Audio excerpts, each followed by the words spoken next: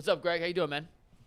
Good. How you guys doing? Good, Greg. We were talking about baseball before, and speaking of baseball, similar, you guys have the big softball event going on. Give us the details on that and who we can expect besides yourself to be playing in this charity softball game. Yeah, so I got a charity softball game coming June 24th. Super excited for my first annual one. We got a bunch of guys playing, a bunch of guys from the team in like Denzel Ward, Grant Delpit, DeAnthony Bell. We got a new rookie, Emmanuel Forbes, first round corner. Alante Taylor, Martin Emerson, Quiddy Pay, Bowles and DeAnthony Bell, Nick Chubb, David Njoku. It's a bunch of guys. And it's hard to remember everybody, but I know Juan Thornhill, your new safety, is going to be there. He's one of the many new members of the defense. A lot of new guys on the defensive line, especially. What's your thoughts on all the new players on defense and how it's going chemistry-wise so far? Man, I'm super excited. Especially a guy like Juan, who obviously has been and won a Super Bowl. He knows what it takes, so we're super excited to have him there. And just the chemistry that we all have so far. We've hung out multiple times with each other. We're doing stuff outside of the building. And then obviously, with the D-line guys and everything like that, I just feel like we have the pieces to make like a perfect puzzle. Greg, you coming out of Northwestern and now you've been in the league, going on 3 years now. The media and fan base in Cleveland is a really, I would say they're very overzealous. They're excited. They give you a bunch of attention. Every move you make is just boom, like they there. Have you found that like, when you got here, you're like, man, I didn't think Cleveland's fans was that passionate and all over everything that we do. Have you kind of found it like a whirlwind, like in the off season about a bunch of everything going on, and how you've kind of actually been in the spotlight a lot, for better or worse, during the off season? Oh yeah, I do. I definitely figured that out very early, and obviously in the off season, I figured that out too as well. I had some of my media guys talking to me, but obviously I was just very frustrated.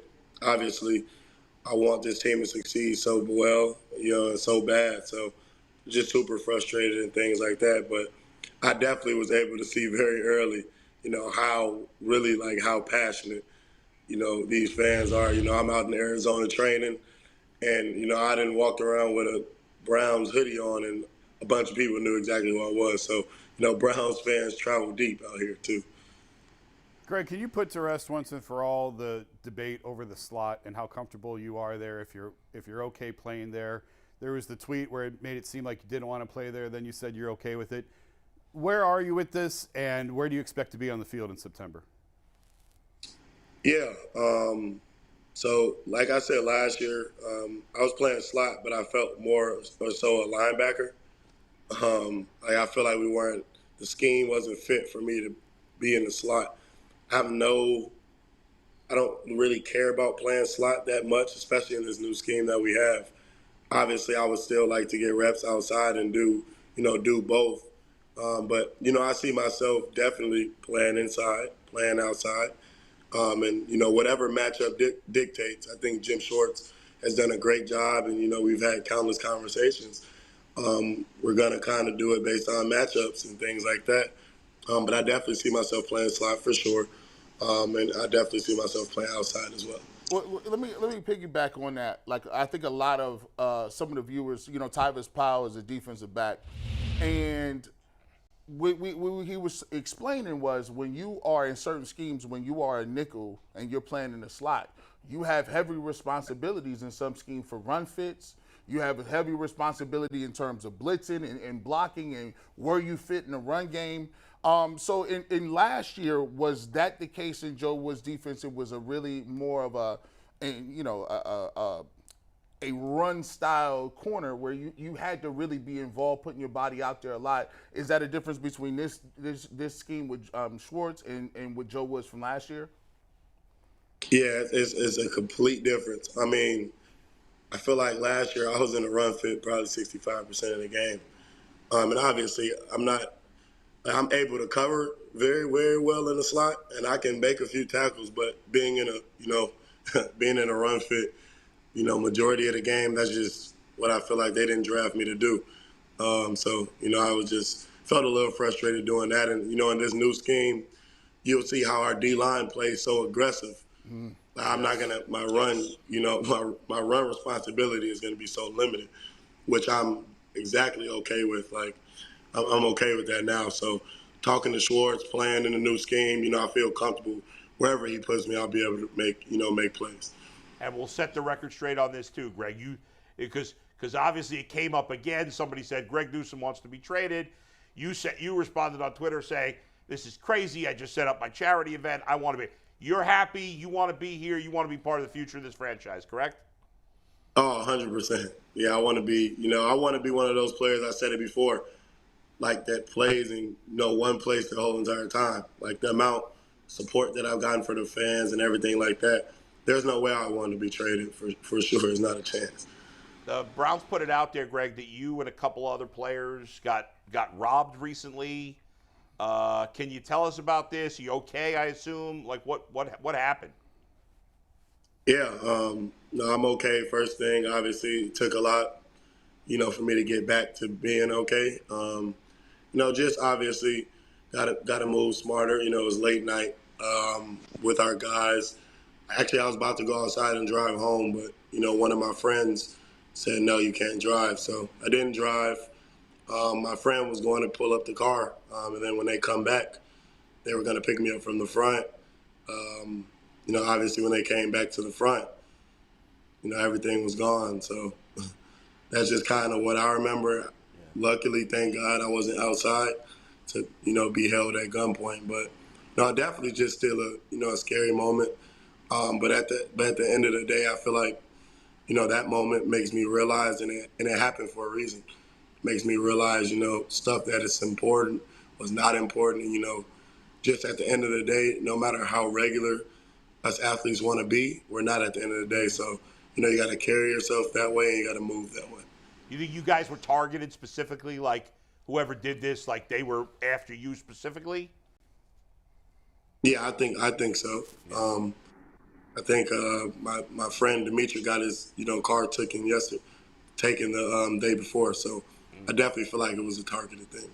Greg, just to be clear though, so you were not held at gunpoint. Is that accurate? Yeah. No, I was not held at gunpoint. Okay.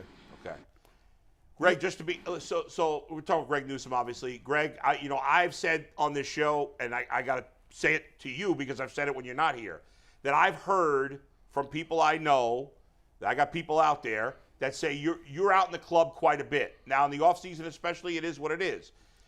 Is this situation, first of all, is that fair? Do you think you're out too much? Do you think you're out a normal amount? Do you, is this happening during the season? Or is that unfair? Or will what happened in this incident maybe keep you home more? I don't know. What do you think? Honestly, I don't think I'm out too much during the season. I go out here and there depending on the time, but obviously this situation has definitely, helped me out and things like that, because that's something that, obviously as you get older and things like that, I've talked, to many vets, as you get older, that stuff is going to have to start minimizing. You got to find a way, to cut that out a little bit more and keep your body healthy. So I don't think it's fair. I just think as open as I am as a person, as outgoing as I am, as friendly, as, as a guy, I'm able to talk to a lot of people so a lot of people see my face versus guys, who do go out during the season and it's more private. So you're not able to see as much. So I feel like that's just me as a thing. But obviously a situation like this has definitely, like I said, alarmed me. Like I can't be the same as how I was.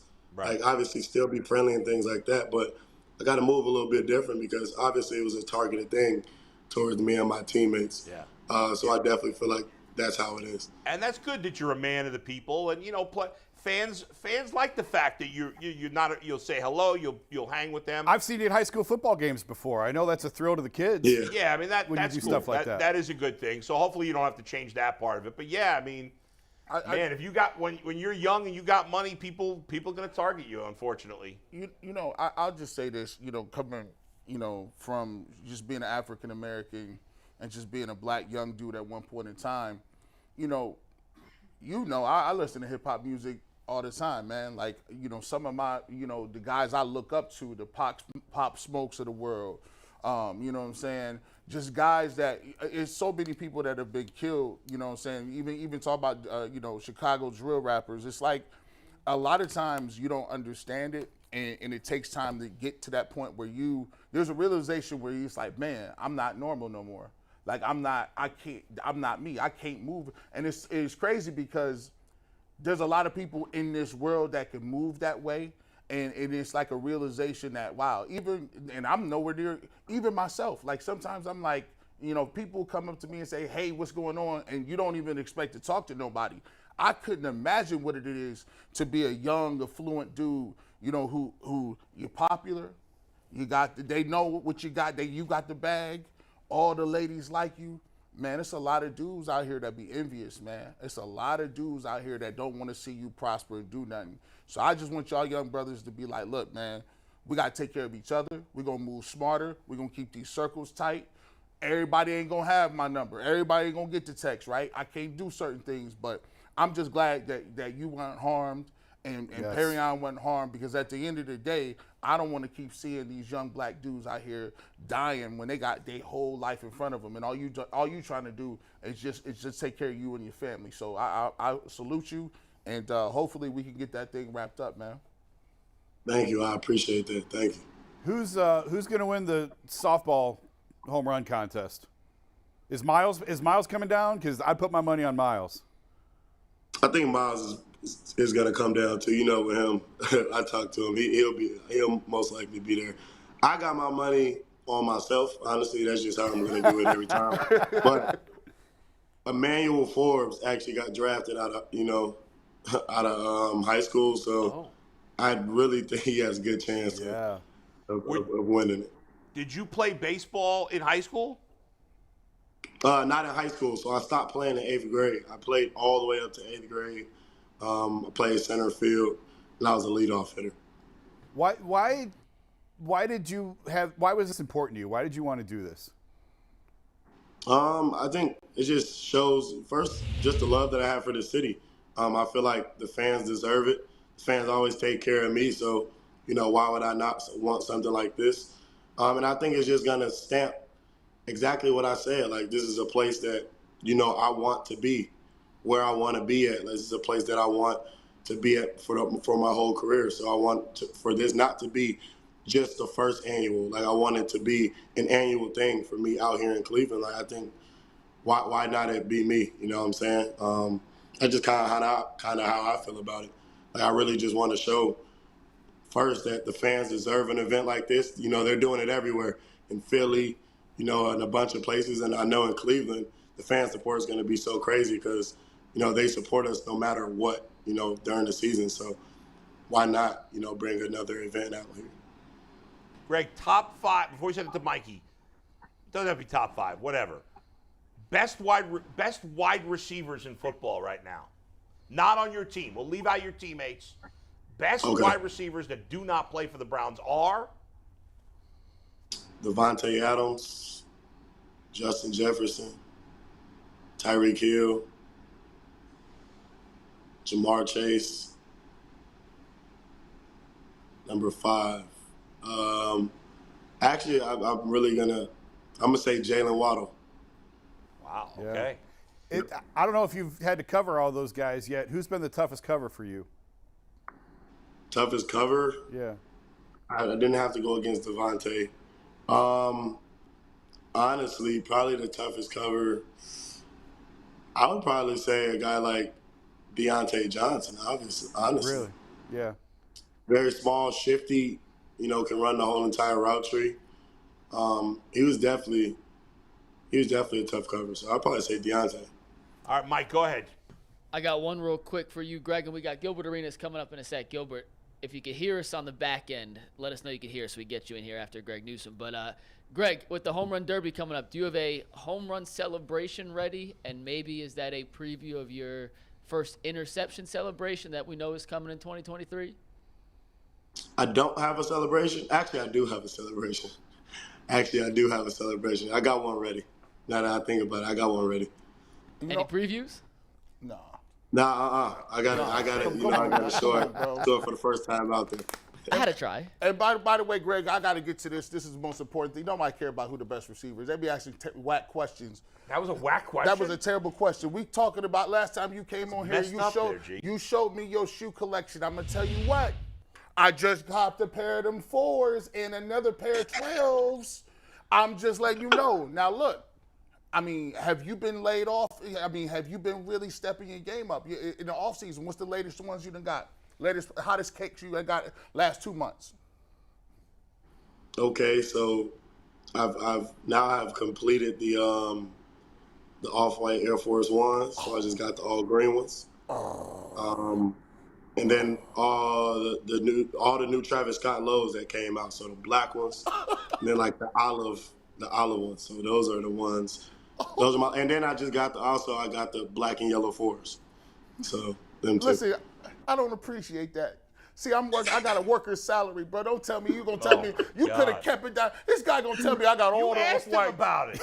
I got the whole collection. Look, my wife wouldn't let me. She told me to shut up. I said, them is the Jordan Scotts. She said she don't care if it's the Jordan Scotts, the Travis Scotts, anybody's Scotts. You ain't getting them. See, you dirty, bro. I see you. I'm working my way up there. Did you go see the movie Air about the start of the Jordan sneakers? No, my friend actually was just telling me about that yesterday. It's on Amazon Prime, so I'm gonna watch it today. Yeah, you got to check it out. Greg, we appreciate it, man. Again, the softball event is June 24th. Everybody going out there, check it out. Classic Auto Group Park in Eastlake. Gates open at 2. The home run derby at 4. The softball game is at 5. At June the 24th. Everybody show up for that. We appreciate it, Greg. We'll be out there too, Greg. So we'll make sure we grab you again, and hopefully we get that home run celebration on camera for the world to see. Much blessings. I appreciate you. Thanks, Greg. Thanks, Greg. Peace.